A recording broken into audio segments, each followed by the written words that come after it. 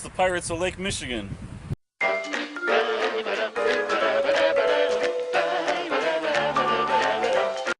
Pirates of the Caribbean.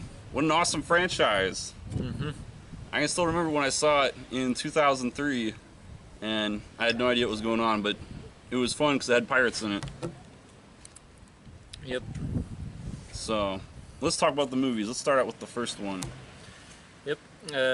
I did not see it in theaters. I, like everybody I know, waited till it was on DVD. Didn't really like it initially because I was a stupid little kid, but I don't know. It's grown on me. What about Yeah. Pirates, the first one I think did the worst in the box office, but I liked it a lot as a kid. When I got the DVD, I watched it a ton and the special features. It is probably one of my favorite movies of all time, and it's definitely the best out of the series. It has the best jokes, I think, and it has the most piratey things. I think it has the least amount of magic. Best like tone, I'd Yeah, say. the best tone. They just get very few movies can do this, but they have the scary, the funny, and the action all just right. It's not a full comedy. It's not a scary movie. It's just a mixture between all of them. And it's interesting because when it came out, that was when they were doing their campaign of trying to make all of the Disney rides in the movies. And after they had the success of the first one, I think they just kind of gave up on that and just said, let's just milk the pirates. Pirates of the Caribbean: Quest for More Money. Which was the second movie, Yep. Pirates of the Caribbean 2: Dead Man's Chest. Yep. That's actually where I started liking the series a bit more. Of course, I didn't see it in theaters. Wanted to, but I don't know. Yeah, that one, a lot different tone to it. A lot more superstition, I guess. Yeah, it goes a bit farther with all the pirate stuff. I mean, the first one is clearly based off of the ride with the skeleton pirates, and this one they just kind of go free roam. I think the biggest issue with the second one, I know a lot of people hate it.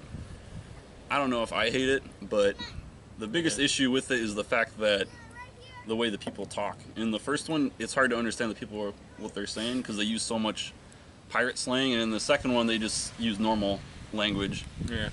And I can understand why, because I'm pretty sure they just went on to Wikipedia and used every single sailor slang they could find. So then when the second one came out, they just ran out of slang. They didn't have Wikipedia, did they? It was in The first 2006, so I think they probably did. I don't know. What do you think? Anyways, I think the second movie has some of the best parts out of all the sequels. My favorite is the Kraken. I'll still go on YouTube and look that up. It also has one of the best movie tie-in video games, Game Boy Advance game. I highly recommend it.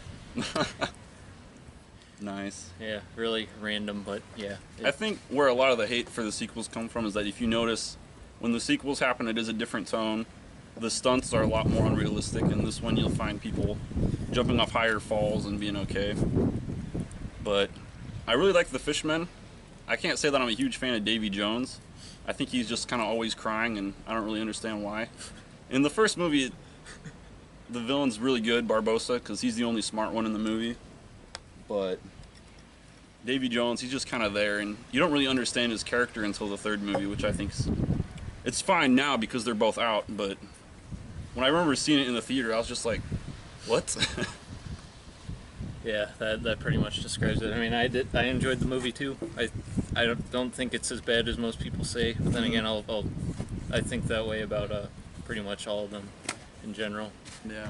The sequels, that is. I mean, It's The Empire Strikes Back, because you have daddy issues, the comic relief dies.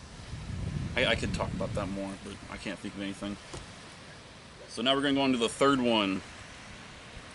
Pirates 3 at World's End. yeah.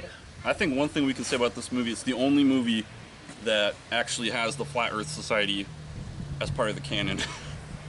Which makes no sense when you think about it. How the heck do you frickin' sail to Singapore without going over the edge of the earth to get to it? Or, Yeah. Going all the way around the Horn of Africa or whatever you call it. When this movie came out, it had the highest budget out of any movie, and that's really cool. until you realize that they hadn't finished writing the script until like halfway through the movie. When they began filming, they were still working on the script, and it does show. In a lot of aspects, this is one of the most fun pirate movies, but the plot is very confusing. I think that this one actually, the third one's funnier than the second one. Yeah. But they do reuse a lot of the old jokes, which could be a sin, could not. Depends how you look at it. But this one has a lot of fun moments, especially the final battle. Oh yeah, that That's- was probably the entire budget of the movie. I think the third movie was the one that turned off a lot of people, but as long as you just shut off your brain, it's a lot of fun. Yeah. I will say it also has probably the best soundtrack out of the original trilogy. Really? Yeah, I think that. Huh. Yeah. Or at least, I mean, maybe not the best, but it's definitely a selling point for me. Yeah. It's the one that uses the main theme song the least, I think. Yeah. But if you watch the first one, it's like an old James Bond movie. They just constantly play it. So then, the fourth movie. I hadn't seen the fourth movie until this weekend. It's called Pirates at World's End, and it's the only one that actually is based off of a book. I as mean, on opposed to- Stranger's Tides. Oh, yeah, I just said. Dang it. Oh well. No editing. No editing. But yeah, on Stranger Tides, based on a book that I am very unfamiliar with. I read the plot on Wikipedia. We're talking about Wikipedia a lot today. Yeah. And it isn't very much like the movie, but No. from what I heard from the directors, what it was is they were like, let's make it about the Fountain of Youth and Blackbeard, which that is exactly what the book is about. So they're just like, let's just call it Stranger Tides. So I think the only things in it is that there's a lot of voodoo in the fourth movie, Yeah. and that's a huge part of the book. Blackbeard has a daughter, which is also part of the book. What did you think about Blackbeard's daughter, Penelope Cruz or whatever her name is? I mean, Well, what did you think of her character? kind of just roped in there. Not really. Yeah, the whole movie just kind of I don't seems know. just roped together. It's the first one that's not directed by Gore Verbinski, so it's interesting. It goes back to a lot of the original roots. This one has a lot more of the pirate slang, Yeah. less magic and stuff, but it just lacks charm. Yeah, and then going back to sort of the whole tone shift between the original three, this one's like a really, really big standout. Like, weirdly so. Like, Yeah. a lot of weird, almost fourth wall breaks in it. I think this one had a lot of jokes that just kind of fell flat. Like I said, the biggest issue with this one is the fact that Jack Sparrow acts almost totally different in this one. In the other ones, he's Captain Jack Sparrow. He's the cunning pirate. He does what he wants. But in this one, he's a lot more of the good guy, and he's a prisoner for almost the entire movie. So that was strange. Yep. So that's the original 4 Pirates of the Caribbean movies. So if you had to rank them best to worst, how would you do it? 1,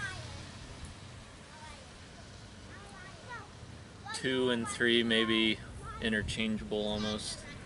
A little bit more leaning towards 2, but that's just me. And 4 kind of at the bottom. Yeah, Not I saying think- that they're bad movies, just, I don't know. I think it's like the first one, and then all the others are just all on the same level with me. I don't want to sound like a cop-out like I can't choose, but I mean, the second one has my favorite action scenes. The third one is a lot of fun. It's the funniest out of the sequels.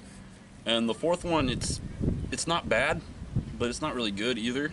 It did a lot of things. I mean, before I saw it, I was like, if I was going to make a Pirates movie, I would cut out everybody except Jack Sparrow and Barbossa, and I would make sure that Johnny Depp doesn't touch the script. And it's pretty clear that's what they did with this one, and I don't know if I actually like that. So, so yeah, the Pirates movies. Go check them out, or you can just accept what we say.